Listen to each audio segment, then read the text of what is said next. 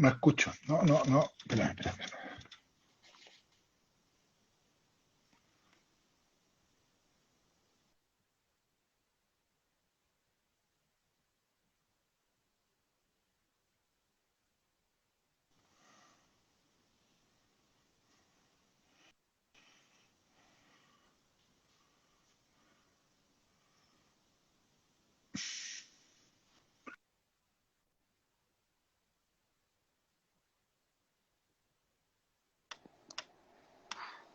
Hola, ¿me escuchas tú? Yo no te escucho, pero parece que tú sí, ¿no?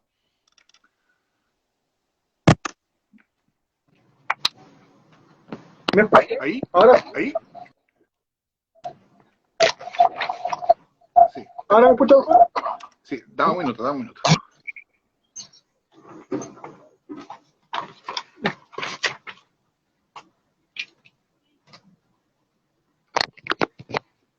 Ahí sí, ¿Me ¿me escuchas? escuchas tú ahora? Yo ahora sí, Yo lo escucho. sí, yo ¿Sí, también, también? sí. Perfecto. Te pido Me mil presento, disculpas soy por el Walter. atraso. No, no se preocupe. Me dijeron que tuvo una gotera por ahí que la estaba arreglando. Bueno, exactamente, bueno, algo parecido, pero tiene que ver con el temporal.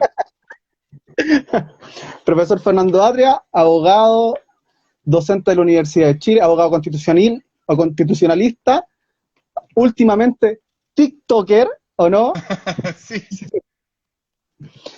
Candidato a la constituyente por el Distrito 10, que componen las comunas de Ñuñoa, Macul, Providencia, San Joaquín, Santiago y La Granja. exacto. Antes que nada, vamos a echar un poco de lisofor para que después José Antonio Cano no acuse contra el CERVEL de cualquier cosa, no tengamos algún conflicto de intereses.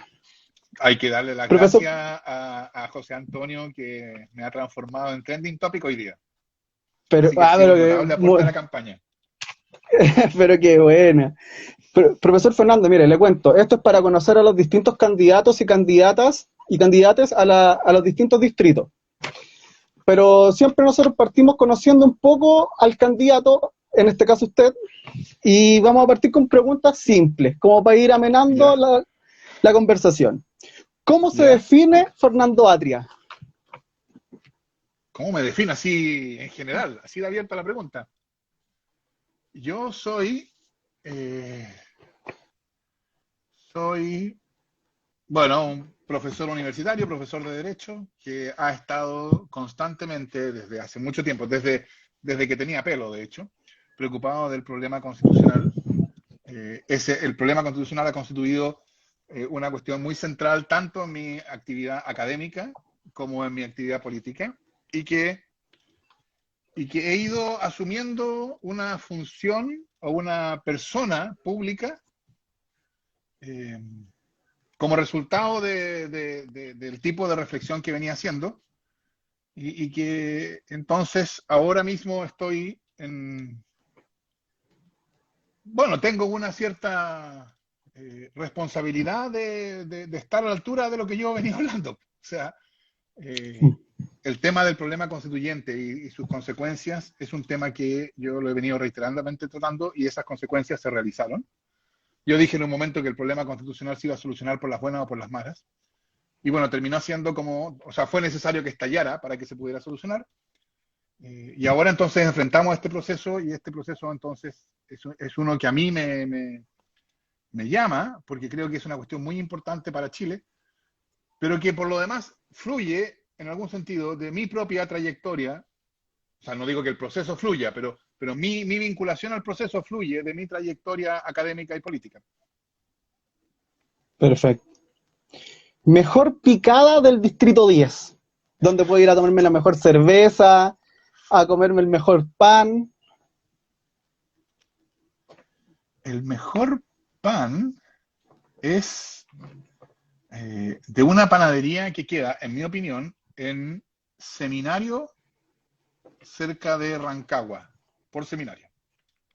Esa es una panadería pequeña, chiquitita. La eh, Panadera se llama, que queda en Condel con Santa Isabel, ¿o no? no, no, no, esa es otra.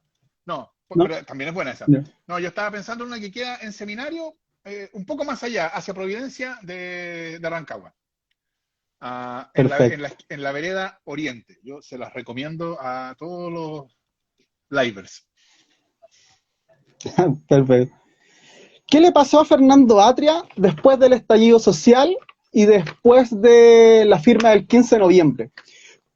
Lo pregunto porque, por ejemplo, Alberto Mayol, después del libro El Big Bang, estuvo todo el rato, yo se los dije con este libro, pero el profesor Fernando Atria también lo expuso en un libro mucho tiempo antes. ¿Qué le pasó a él como persona? Bueno, a ver, yo tengo que decir, en términos de el momento en que ocurrió, el día, por así decirlo, a mí me sorprendió, ¿no? Me sorprendió pero, pero que algo así tenía que ocurrir, yo creo que era inevitable. O sea, después podremos conversar un poco más sobre eso, supongo, pero yo creo que pensar que tener una institucionalidad política prácticamente diseñada para mostrar indiferencia a las demandas ciudadanas y pensar que eso no iba a tener consecuencias y que eso se iba a sostener indefinidamente en el tiempo porque la gente iba simplemente a aguantarlo porque sí, es no tener ninguna noción de qué es lo que hace estables a las instituciones políticas. Así que a mí no me sorprendió, por así decirlo, el hecho de que estallara, aunque por supuesto el momento en que lo hizo y la fuerza con que lo hizo, y sabes tú, sobre todo, la conciencia con que lo hizo. Porque yo creo que ha habido un proceso progresivo del pueblo chileno de ir adquiriendo conciencia sobre su problema. Entonces yo creo que el 18 de octubre ese fue un paso adelante en ese sentido, que quedó tan claramente, o sea, que era evidente que era tan claro cuál era el problema. O sea, rápidamente la cuestión se enreló en términos constituyentes. Y por supuesto, las exiguas fuerzas del rechazo dijeron que la Constitución no tenía nada que ver con las demandas ciudadanas, pero bueno, el 80% del pueblo chileno le respondió. Entonces, eh, bueno, a mí, digamos, en la personal, eh, me, más que estar en una onda de te lo dije, te lo dije, te lo dije, era, bueno, ¿cuál es el paso que viene ahora? ¿Cómo hay que seguir tratando de articular la manera en que se puede salir de esta? Y por eso cuando el 14 de noviembre, yo empecé, a mí me llamaron algunas personas, algunos diputados que estaban en las conversaciones con vista a este acuerdo, y me preguntaron esto, mira, el gobierno está diciendo que están dispuestos a que sea por 2/3 desde una hoja en blanco, ¿tú qué opinas? Y mi opinión fue, si es una hoja genuinamente en blanco, con eso, aunque no se den cuenta, lo que están entregando es la Constitución tramposa. Están entregando la Constitución, por lo tanto, esa es es algo de verdad. Y después del acuerdo, yo sé que el acuerdo suscitó discusión y que hay distintas posiciones respecto del acuerdo, etcétera, pero, pero yo creo que el acuerdo, eh, primero, abrió un camino constituyente que había estado cerrado. O sea, por cierto, no lo abrió el acuerdo, lo abrió el pueblo irrumpiendo el 18 de octubre, eso va de suyo. Pero el acuerdo le hizo una vía para que pudiera transitar. Y segundo, yo creo que ya a estas alturas ya seguir discutiendo sobre el acuerdo no tiene mucho sentido. ¿Sabes por qué? Porque yo me acuerdo que justo después del acuerdo, la crítica era, por ejemplo, no va a ser paritario, no va a haber escaños reservados, no va a haber espacio para los independientes. Y esas cuestiones se han ido solucionando, unas mejor que otras, por cierto. La solución para la paridad fue buena solución. La solución a los escaños reservados fue una cuestión en que había que hacer, pero dentro de todas las posibilidades fue muy mala. Igual había que hacerla. Entonces, pero se han ido solucionando. Y después decían, es que los independientes no van a poder competir y ahora tenemos una enorme cantidad de candidaturas y listas independientes. Entonces, yo creo que eso lo que muestra es que con sus limitaciones, el acuerdo sí fue visto como una vía para que a través de él se manifieste, como yo espero, el poder constituyente del pueblo. Perfecto. En este mismo, en un live, el día domingo, hace 2 semanas atrás, Jorge Ramírez, presidente de Comunes, y yo le pregunté por una posible presidencial suya. Y él me decía que lo miraban con buena carta. ¿Qué pasó? Que no hubo una candidatura presidencial y sí por una convención constituyente. Bueno, efectivamente hubo un momento en que dentro del Frente Amplio surgió una iniciativa de que yo podía asumir una candidatura presidencial. Yo creo que es verdad que el Frente Amplio necesita tener una candidatura presidencial para lo que viene, porque hay un amplio espacio, por así decirlo, entre, entre una izquierda tradicional y una centroizquierda que no es muy de izquierda. O sea, hay un amplio espacio para para la articulación de una fuerza que yo llamaría, por supuesto otros la llamarían de modo distinto, ¿no? Un nuevo socialismo neoyendista, etcétera. Para eso yo creo que las condiciones están dadas, así que era importante que hay una candidatura presidencial del Frente Amplio y algunas personas, entre ellas Jorge y comunes, levantaron mi nombre. Se levantó poco antes, una semana antes del 10 de la fecha de inscripción de candidaturas para la inscripción para la Convención Constitucional, y entonces la conversación que tuvimos es, bueno, si esta candidatura es reconocida como una que puede articular o unificar al Frente Amplio detrás de un nombre para lo que viene, yo estoy dispuesto a considerar la posibilidad de abandonar mi candidatura a la Convención Constitucional. Pero mi impresión es que al final eso se mostró que era una conversación que tenía que ser más larga, ¿no? Porque Perfecto. nosotros estábamos con la presión del 10 de enero. Y en definitiva, además, desde el punto de vista, como te decía antes, de mi participación pública, yo creo que habría sido bastante difícil de explicar que yo hubiera dejado una candidatura a la Convención Constitucional para presentarme, para asumir una candidatura presidencial. Como buscando poder por poder. Lo hubiesen acusado de buscar el poder por poder. Claro, que todo esto era un tinglado, todo esto era para lograr alguna otra cosa. No, yo no tengo ninguna.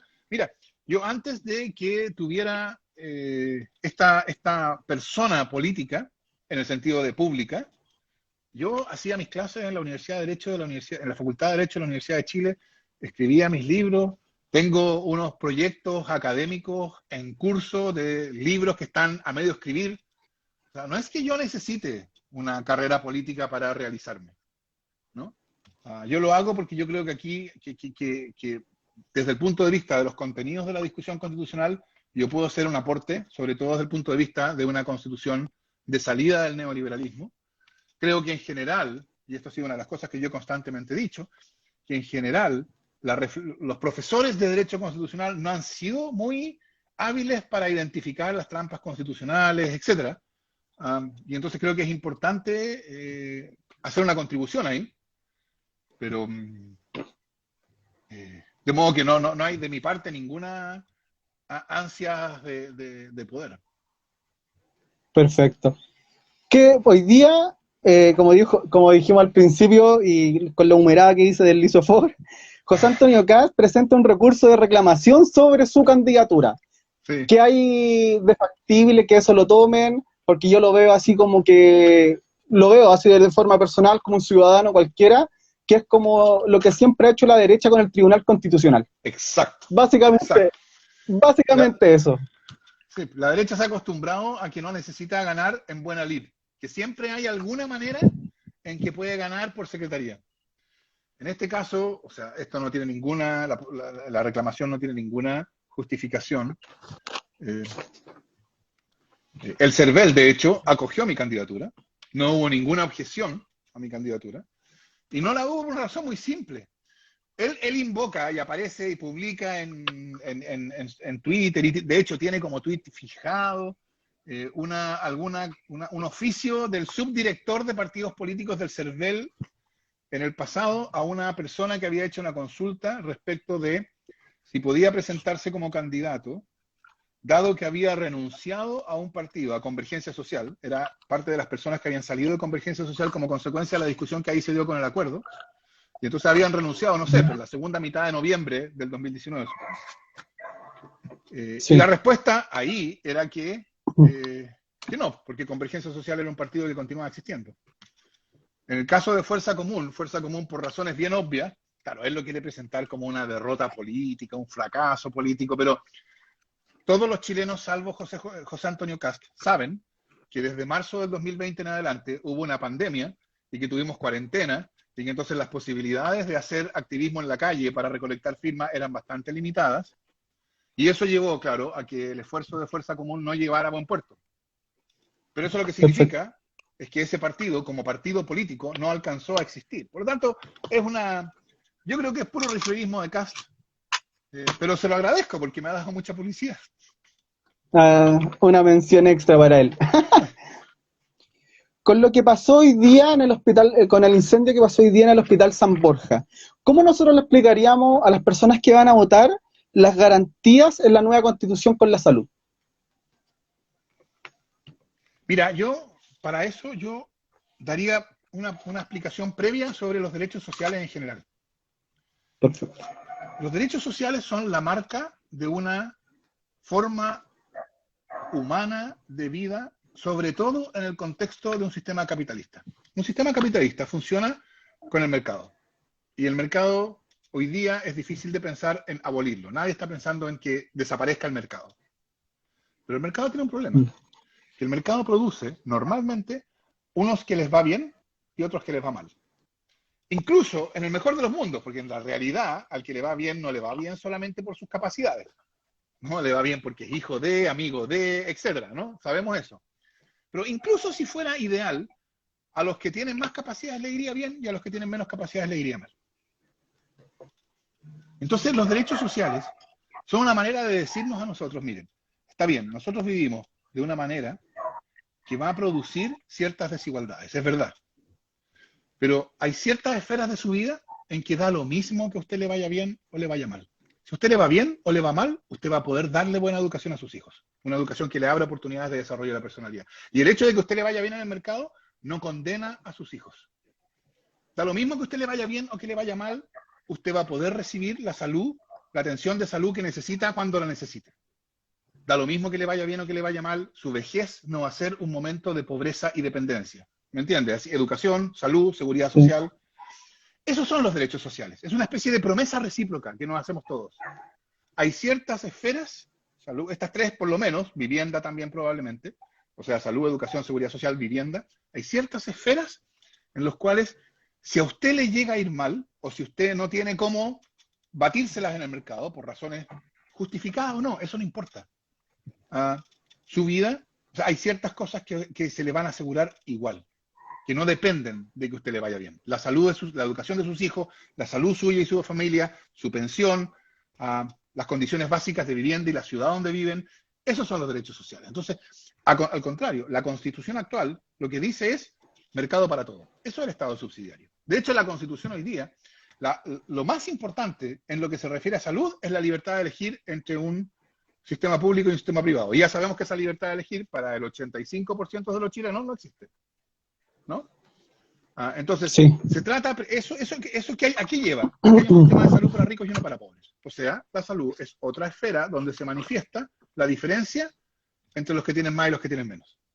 Reemplazar eso por la salud como un derecho social es decir, mire, está bien, los que tienen más van a tener en alguna dimensión mejores vidas, pero no en todas. Hay otras en que vamos a ser iguales. Salud es una de ellas, educación es otra.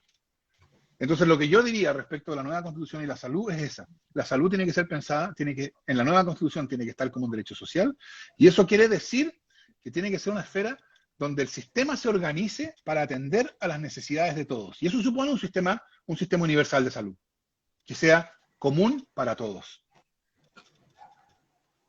Por ejemplo, hoy día, con lo mismo, con respecto al derecho social para todos, hace una semana atrás sale que hay 300 cupos todavía disponibles para el Instituto Nacional, colegio emblemático y todo eso. Y yo el otro día le preguntaba a Irace Hasler, que era como candidata a la Comuna de Santiago, que me decía que el problema era la criminalización que se le está dando a los estudiantes por sobre el derecho de la educación. ¿Correría lo mismo para la educación, lo que yo estoy planteando? ¿Cómo nosotros nos abordamos de esto para la Constitución, como un derecho? Sí, la educación debería ser igual, o sea, la misma promesa. Da lo mismo cómo le vaya a usted, si le va bien o le va mal, da lo mismo que usted sea pobre o sea rico, usted le va a poder dar a sus hijos una educación que le abra oportunidades de desarrollo de la personalidad. O sea, yo creo que esa es una condición de la vida común mínima para que sea humana, porque si no la cuestión es, mire, si a usted le va mal, le va a ir mal en todo, y las consecuencias las van a pagar sus hijos, las va a pagar su salud. O sea, yo creo que eso es una manera brutal de vivir. Y por eso creo que esto vale también para eso. Lo que yo creo que está pasando con la educación pública en general, ¿no? La educación pública en general viene en decadencia, en el sentido de viene en una situación cada vez más precaria. cada vez más disminuida y cada vez más crece la educación particular subvencionada. Y eso, claro, eso lo que implica es un sistema escolar cada vez más segregado, cada vez más injusto, cada vez más desigual. Y eso es lo que yo creo que se tiene que enfrentar, no como lo ha hecho este gobierno, que le encanta crear lo que ellos llaman liceos bicentenarios, ¿no? Que son liceos emblemáticos para poder decir, mire, si usted es un niño pobre, pero es brillante, vaya a estos liceos y entonces usted va a tener una mejor vida. Todo el resto, por supuesto, no. O sea, yo creo que esa es una manera brutal de entender la responsabilidad del Estado. El Estado tiene una responsabilidad por todos los niños de Chile, porque todos tengan una educación que abra iguales oportunidades de desarrollo de la personalidad. Pero nosotros nos hemos acostumbrado a una forma de vida en que no todos tienen, y que no todos tengan, no importa, y que el Estado se jacta de que le da oportunidades a unos y al resto. ¿Qué le decimos al resto? O sea, cuando uno lo pone así, uno se da cuenta de la brutalidad que esto significa. El resto está protestando el 18 de octubre en la calle. Bueno, por cierto. Ahí se entendía. Pero, ¿cómo no? El resto, yo le digo, gente que estudió con CAE, que no tuvo los medios. Hace como un año salió... Sí, hace un año salió que maestría y doctorado hay como 3.000 personas que están cesantes, que siguieron estudiando después de, buscando oportunidades y al final ahora trabajan en un call center, trabajan de reponedor, porque las oportunidades no se les están dando. Claro. Por ejemplo, con respecto a su libro, usted dice que la Constitución es una decisión del pueblo, de una decisión fundante. Pero si llegan a gobernar los adversarios, se ven constreñidos a seguir una acción. ¿Cómo explicaríamos eso? A ver, esa frase es la que dijo Jaime Guzmán para explicar cuál era el sentido de la Constitución del 80. Él dijo, se trata de que si llegan a gobernar nuestros adversarios, esto dicho por Jaime Guzmán, no hay que olvidarlo, sí. Se trata de que si llegan a gobernar nuestros adversarios, se vean constreñidos a seguir una acción no tan distinta de la que uno mismo anhelaría. Uno mismo es Jaime Guzmán. O sea, si llegan a gobernar los adversarios de la UDI, se vean constreñidos a hacer lo mismo que la UDI haría. O sea que la UDI gana, y gana si pierde. ¿No? Bueno, eso es una constitución tramposa. Eso es una trampa, evidentemente. O sea, ¿qué mejor ejemplo de un juego diseñado con trampa que el hecho de que se juegue en una cancha en que solo el equipo local puede ganar porque tiene un arco más chico o por alguna otra razón? Y la Constitución... Con respecto a eso... Sí. Dale nomás. Con respecto a lo mismo, por ejemplo, ¿cómo afecta el proceso de los 2/3 con las listas, con tanta lista independiente? ¿Corre como en el mismo juego? Bueno, vamos a ver cuáles son las consecuencias electorales de la pluralidad de listas independientes. Es verdad que eso puede ser un problema. Yo creo que antes de eso hay que decir, es bien notable que haya habido 500.000 personas que patrocinaron independientes. O sea, lo que eso muestra es un hambre de participar. Y eso, está bien, puede producir resultados electorales problemáticos. Hablemos de eso en un minuto más. Pero antes de hablar de eso, hay que destacar que hay una demanda por participación e inclusión en el proceso constituyente extraordinaria. Y que el proceso constituyente, para ser legítimo, necesita responder a esa demanda. Ahora, por cierto, hay muchos que hoy día se preocupan por el efecto que puede tener la proliferación de listas, como por el efecto de fraccionamiento, que eso puede ser castigado por el sistema electoral. Y eso es verdad en principio, pero yo te pido que tú te acuerdes de lo que decían la mayoría de la gente que iba a pasar en el plebiscito. ¿Te acordás, no? Ellos decían, sí, el apruebo va a ganar lejos. Sí, pero después la convención mixta, convención constituyente, decían que iba a ser más peleado, pero fue más. Exacto. ¿Te das cuenta? ¿Por qué? Porque yo creo que aquí estamos en un momento en que todos esos cálculos de los expertos electorales y esas cosas valen bien poco. Porque estas son elecciones especiales. En que primero, en el plebiscito, una de las cosas que pasó es que votó mucha gente que no votaba. Entonces no había cómo anticipar su comportamiento electoral. Y yo creo que el 11 de abril va a pasar algo parecido. De hecho, estos 500.000 que patrocinaron candidaturas independientes también muestra, por eso decía que era importante recordarlo, hay una demanda de participación. Entonces, lo probable es que la participación el 11 de abril sea todavía mayor. Y, y eso quiere decir que la gente que vota no es la misma que votó para diputados del 2017. ¿Me entiendes? Que el universo de lo que vota es distinto.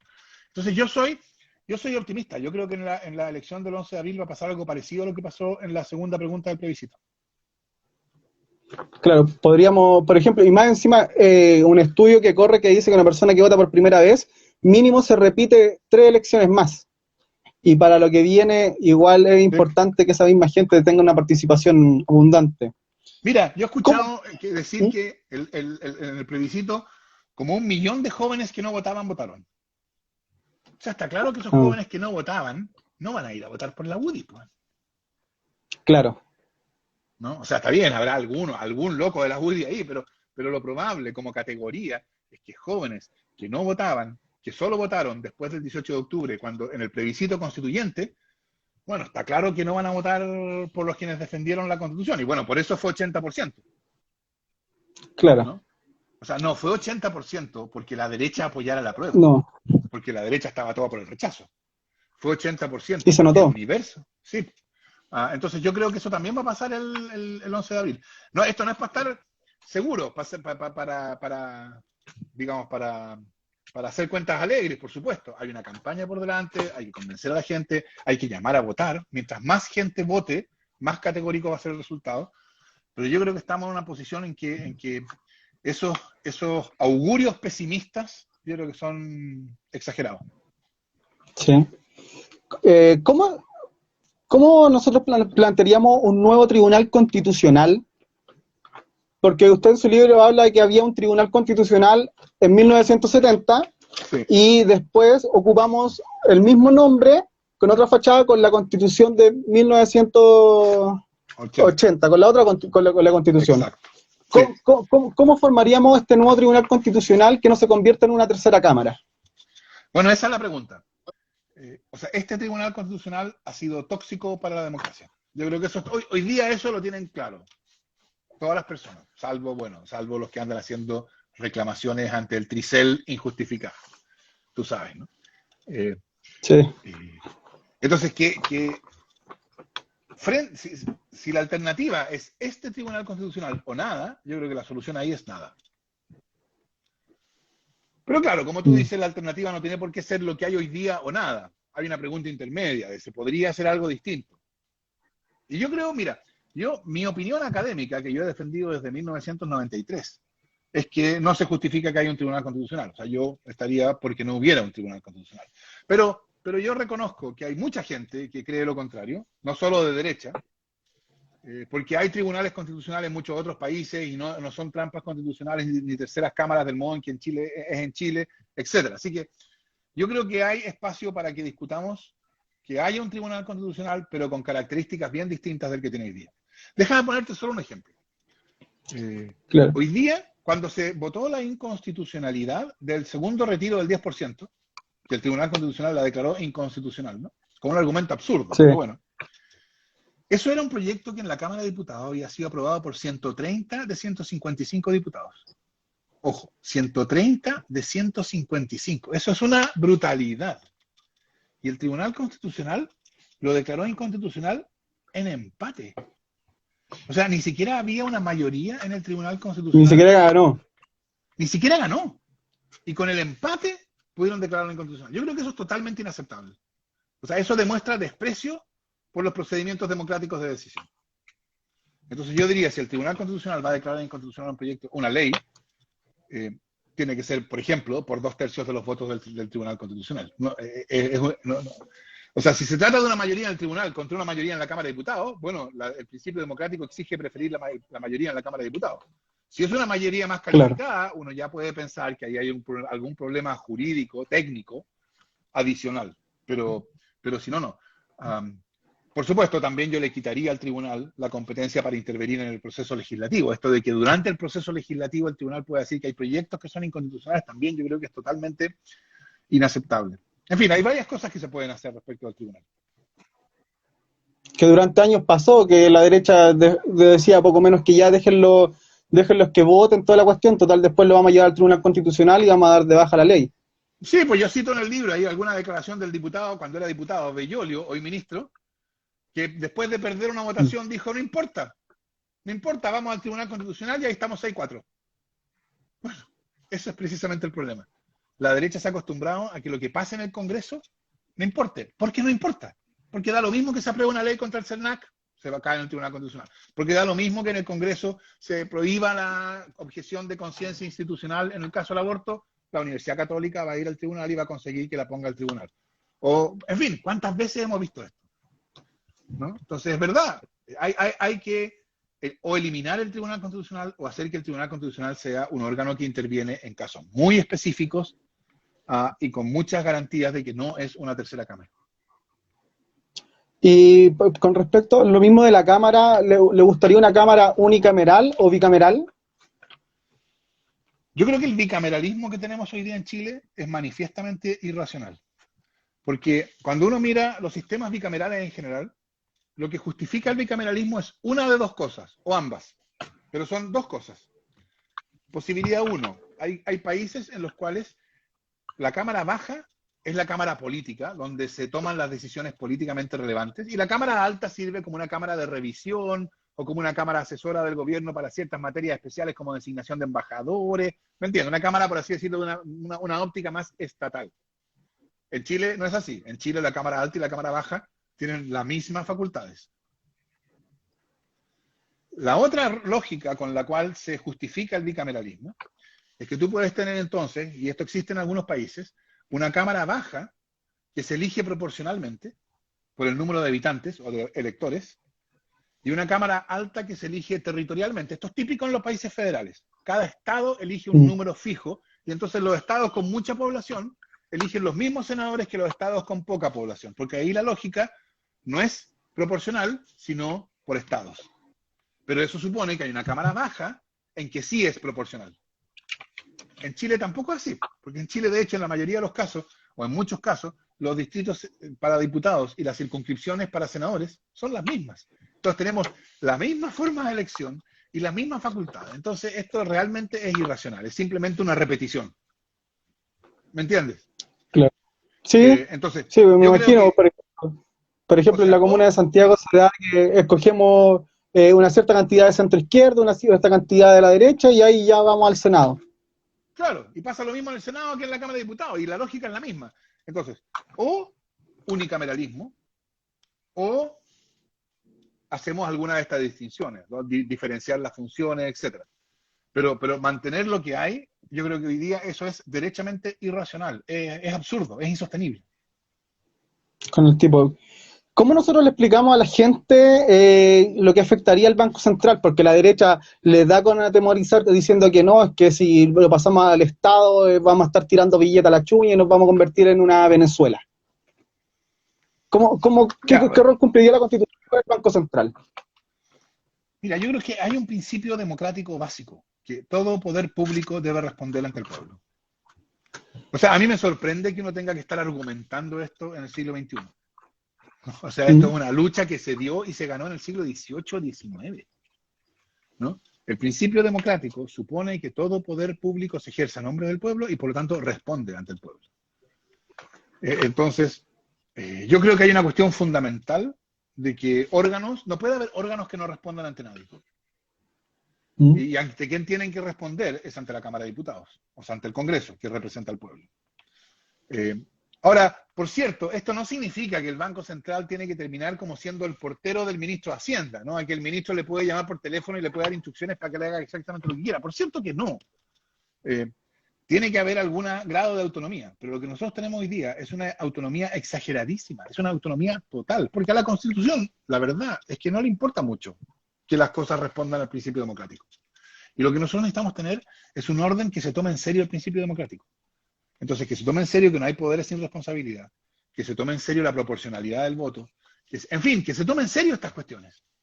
Porque yo creo que lo que los ciudadanos y ciudadanas han ido aprendiendo bajo esta Constitución es que toda esta idea democrática de que el poder institucional se ejerce a nombre del pueblo y que los parlamentarios representan al pueblo de Chile, todo eso, ese discurso es un mero discurso, no tiene ninguna realidad.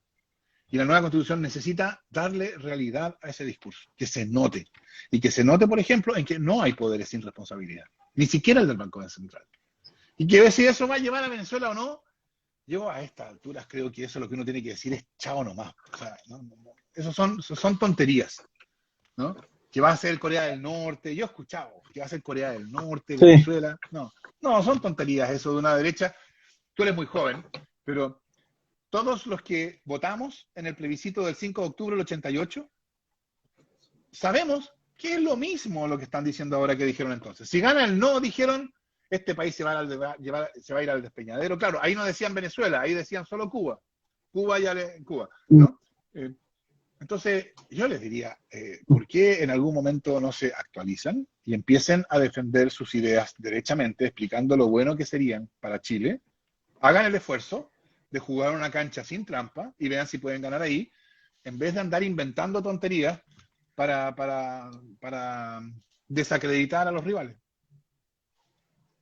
Por ejemplo, yo saqué varios extractos del libro que me parecieron súper interesantes. No, está bien Por eso. ejemplo, a mí me llamó mucho la atención que Alaman decía con respecto que, o sea, decía a la derecha que había que defender la historia, que por eso no tendríamos que tener una hoja en blanco.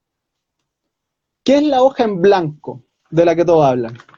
Claro, porque cuando se habla de hoja en blanco, cuando se empezó a hablar de hoja en blanco, ellos decían, uy, no, porque la hoja en blanco sería negar que Chile tiene una historia y sería una pretensión refundacional. Todo eso son patrañas, porque eso no es lo que importa. Lo que importa, yo pensaría que es relativamente simple de entender. Así que voy a tratar de explicarlo de modo tal que las personas que nos ven lo entiendan, porque yo creo que aquí hay un punto político que es bien obvio. Mira, en enero del año pasado se votó una ley que quería reformar la Constitución para acabar con la privatización del agua, ¿no? Y entonces quería decir, en vez de que el agua, sobre los derechos de aprovechamiento de agua, hay derechos de propiedad privada, como dice la Constitución actual, quería que dijera algo así como, no me acuerdo exactamente, pero sobre el agua es un bien público o sobre hay un derecho humano al agua, alguna cosa de ese tipo. Eso se votó en el Senado. En el Senado se votó la reforma con 24 votos a favor y 12 votos en contra. ¿Y qué efecto tuvo? Que se perdió la reforma. Y se perdió porque para que esa reforma fuera exitosa se requerían 2/3 de los votos. Y en el Senado 2/3 son 29 votos. Entonces, pero fíjate tú, lo importante es lo que viene ahora. ¿Qué pasó como consecuencia del hecho de que se perdiera la reforma? Bueno, que no se reformó la Constitución, eso es obvio, ¿verdad? O sea, Claro. se rechazó la reforma, quiere decir que no se reformó la Constitución, es decir, quiere decir que la Constitución como venía, siguió. O sea, como venía privatizando el agua, siguió privatizando el agua. ¿Me entiendes? Entonces, quienes defienden la privatización del agua no necesitan tener una mayoría para defenderla. Les basta poder evitar que haya un tercio para cambiar, que hayan 2/3 para cambiarla. Entonces, con un tercio les basta. Si hay un tercio para bloquear, ellos mantienen la Constitución de Pinochet. ¿Me entiendes? ¿Estamos bien? Sí. Ahora, por eso sí, es tan bien. importante la hoja en blanco, porque si no va a ser así en la convención.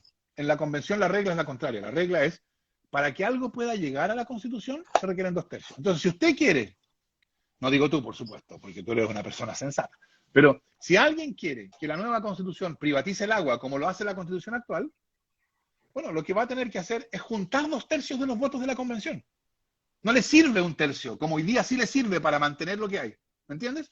En la convención, Claro. si quiere que la nueva constitución privatice el agua, bueno, vaya y junte los 2/3 de los votos de la convención. Y yo creo que no nos va a ir tan mal. Y yo creo que en la convención no va a haber 2/3 para privatizar el agua. ¿Te das cuenta? Hace toda la diferencia.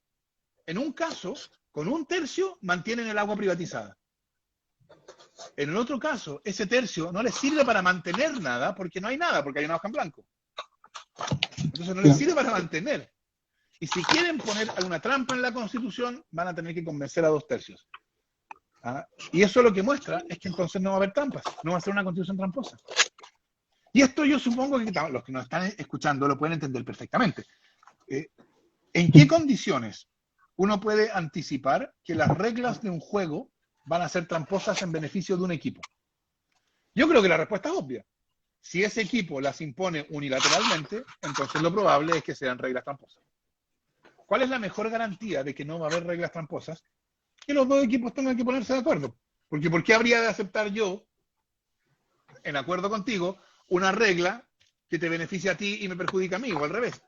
yo no la voy a aceptar y tú no la vas a aceptar. Entonces, si nos ponemos de acuerdo, tendrán que ser reglas que no te benefician ni a ti ni a mí, que son comunes.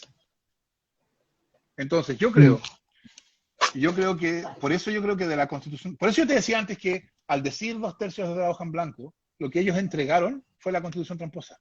Eso se acabó, no va a volver. Porque la Constitución tramposa solo puede surgir de una imposición unilateral. Y esto no va a ser una imposición unilateral. Por cierto, como son 2/3, esto nos va a pasar a nosotros también. Cuando nosotros queramos poner algo, vamos a tener que ir a buscar los 2/3. Y eso puede hacer que algunas cosas que nosotros no queremos no puedan estar en la nueva Constitución. Es verdad eso. Pero pasarán en una hoja en blanco. Es que si como la Constitución no va a ser tramposa, la derecha después, cuando se acabe la Constitución, la convención, y empiece la política, recomience la política, no va a tener ventajas. Va a ser un juego limpio, en que ellos pueden ganar o pueden perder. Y entonces lo que nosotros no podamos conseguir en la convención, porque no juntemos los 2/3, bueno, tendremos que ir a luchar por eso en el proceso político democrático normal, que va a ser un proceso no tramposo. Va a ser de verdad. Daniela Novoa me sopla que a las 8 tiene otra cosa que hacer, pero voy a terminar, voy a hacerle unas preguntitas pequeñas. ¿Qué es lo que más le ha llamado la atención en los cabildos? Porque me imagino que deben tocar temas de salud o algo que le haya emocionado mucho, algún relato de alguien que usted diga, acá está mi convencimiento de por qué yo tengo que ir a la convención. Lo que más me ha emocionado es me llama la atención. En los cabildos yo he visto que quienes participan quieren entender el problema constitucional. Quieren entenderlo porque quieren tener una opinión desarrollada, sofisticada, y que dé cuenta del problema. Y entonces, cuando uno logra dar una explicación que hace transparente para alguien que no es abogado, porque nadie tiene el deber de ser abogado, evidentemente, cuando uno logra encontrar la manera de dar una explicación de cuestiones complicadas, pero en un lenguaje que permite al ciudadano o ciudadana que no es abogado, pero que quiere entender, el agradecimiento que ellos tienen, a mí me ha emocionado muchas veces. Muchas veces me ha dicho, gracias profesor, porque gracias a lo que usted decía, yo pude entender. Claro, después de entender, eso significa, entender es el antecedente a tener una opinión reflexiva. Y esa opinión será la que corresponda, la que cada persona crea que es justo tener, que no tiene por qué ser la mía. Pero yo creo que hacer una contribución a que la gente entienda de lo que estamos hablando, es reconocido por las personas. Y yo eso lo encuentro, esa reacción a mí me emociona, efectivamente. Qué bueno. Profesor, las últimas 2 preguntas. ¿Qué libro le recomendaríamos a José Antonio Kast? ¿Y qué libro tendríamos que andar trayendo siempre en la mochila? Bueno, en la mochila tengo que decir que tenemos que andar con la Constitución tramposa. Pero claro, viene de cerca. ¿Qué otro libro? 138 preguntas para la Constitución, ¿o no? Bueno, ese es un libro que sacamos con otros 2 profesores, con Constanza Salgado y Javier Willerman, que ese libro tiene una historia bien bonita, porque yo iba a muchos conversatorios, o cabildos, etcétera, y muchos de ellos las preguntas las hacían por escrito, ¿no? Porque los organizadores decían, lo que quieren hacer una pregunta, escríbanla y pásensela al moderador y el moderador. Entonces yo en algún momento me di cuenta de que esas preguntas eran oro, porque eran cosas que la gente quería saber. Y entonces empecé a decirle a los organizadores, las preguntas me las dan. Yo me quiero llevar las preguntas. Y entonces empecé a acumular preguntas de verdad, no preguntas imaginarias. Y claro, no todas las 138 son de esas, porque hubo que poner otras para completar, etcétera, pero buena parte de ellas sí, son preguntas de verdad, y que en la redacción de algunas se nota, que son preguntas formuladas ahí. Así que claro, ese libro yo también recomendaría, porque va explicando paso a paso las cuestiones que tienen que ver con el proceso constituyente. Y el libro más tiene otra cosa que parte desde después del 15 de noviembre, porque hay preguntas que si sí, el tratado que hizo en la cocina, y también se va explicando un poco el Claro. cómo se va gestando este proceso político a lo que estamos llegando ahora. Ese fue un libro que escribimos en enero del 2020. Así Sí, que no toma en cuenta, de hecho, cuando lo escribimos no asumíamos que el plebiscito constitucional era en abril, no alcanzó a estar en el libro que se en corrió. abril. Así que todo lo que Sí. pasó después de eso no toma en cuenta la pandemia tampoco, ni el resultado del plebiscito. Pero para entender el proceso constituyente, la nueva constitución, cómo va a funcionar, etcétera, yo creo que puede serle útil a las personas que nos escuchan. Y a, a Cast, yo no tendría. No, ¿cómo le voy a Habría que recomendar un enseñarle libro? Es, habría que enseñarle a leer, ¿no? a Yo leer, a supongo que, leer. yo supongo que él sabe leer en el sentido de que sabe descifrar el significado de las letras. Está bien, eso supongo que sabe hacerlo. Pero, Pero leer significa estar dispuesto a abrir la mente de uno a la opinión de otro. Y eso yo creo que ya no lo aprendió nomás. bueno. Profesor, ¿algo más que quiera decir? Eh, no, te agradezco el espacio y la conversación, que ha sido bien entretenida. Muchas Y yo gracias. volvería sobre un punto. Yo creo que el Diga. proceso constituyente que viene es algo mayúsculo en la historia chilena. O sea, así de grande. Es la primera vez que vamos a darnos una nueva constitución. Por supuesto, uno puede tener, como lo hablamos antes, ¿no? Algunas discusiones aquí y allá, pero el hecho de que vamos a elegir una convención que nos va a dar una nueva constitución, eso no ha pasado nunca. Y eso yo creo que bien puede cambiar la manera en que todos entendemos nuestra convivencia política. Porque vamos a pasar de ser un país que vive bajo una política diseñada por la constitución del dictador a ser un país que vive con una política diseñada por sí mismo. Y eso creo yo que es un cambio, o puede ser un cambio enorme. Entonces, a todos nos van a preguntar, nuestros hijos y nietos, ¿qué estuviste haciendo para el proceso constituyente, papá o mamá? Uh, Entonces, yo creo que todos debemos estar preocupados de tener una buena respuesta para nuestros hijos y nietos. Y parte de eso claro. supone, creo yo, o esperaría yo, bueno, participar electoralmente, que no es la única manera. A ver, porque el proceso constituyente fue abierto por el pueblo movilizado y el éxito del proceso constituyente va a depender de esa misma fuerza. O sea, esto supone movilización, discusión del pueblo, presión popular, pero yo creo que va a haber. Así que yo diría eso es lo importante. Viene algo muy grande, muy importante y hay que participar de él. Oh, muchas gracias. A las personas que nos están viendo, hoy día a las 11 vamos a estar sorteando epílogo a la postdictadura del editorial A89. Tienen que ver las indicaciones que están ahí. Siempre es bueno hacer leer a la gente. Ojalá que José Antonio Caz participe para que lo lea y entienda un poco el proceso histórico de Chile. Profesor, muchas gracias, le agradezco, y a Daniela Novoa también, que es la one time, que está ahí en los comandos de los tiempos suyos. Así que muchas gracias por participar con nosotros. Sí, muchas gracias a ti, Walter. Y claro, por cierto, Daniela, que hace todo esto posible desde el lado de nosotros. Así que muchas gracias a ellas también. Muchas gracias, profesor. Hasta luego. Chao. Chao.